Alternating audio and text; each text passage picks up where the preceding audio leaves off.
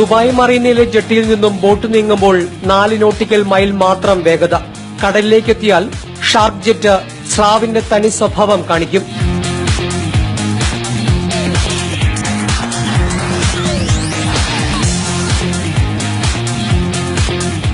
നാൽപ്പത്തഞ്ച് nautical mile വേഗത്തിലാണ് പിന്നെ ഈ സ്പീഡ് ബോട്ടിന്റെ കുതിപ്പ്.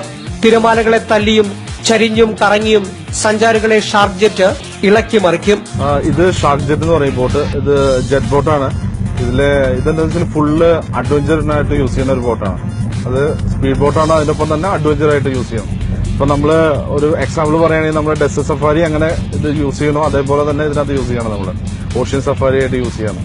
ഇതിന്റെ ഒരു സേഫ്റ്റി ഫീച്ചേഴ്സ് എന്ന് പറഞ്ഞു കഴിഞ്ഞാല് 100% സെക്യൂർഡ് ആണത്. ഇതിന്റെ ബോട്ടിന്റെ ഹിസ്റ്ററി അനുസരിച്ചിട്ട് 0 ആക്സിഡന്റ് ഹിസ്റ്ററി ആണുള്ളത്. 360 ഡിഗ്രിയിൽ വെള്ളത്തിന് മീതെ കറങ്ങിത്തിരിയാനുള്ള സുരക്ഷിതമായ സംവിധാനവും 460 കുതിരശക്തിയുള്ള shark ജെറ്റിനുണ്ട്.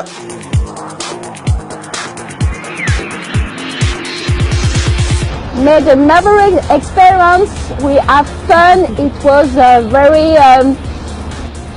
beautiful. It was amazing. It was something that it was wait too, but marvelous.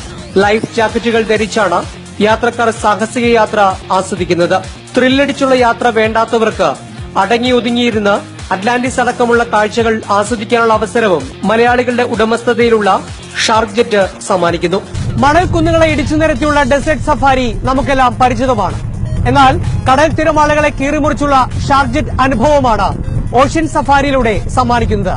Cameraman ജോബിനി ടീഷ്യസിനൊപ്പം Dubai മറീനയിൽ നിന്നും ഐപ്പു വള്ളികാടൻ, മാതൃഭൂമി ന്യൂസ്.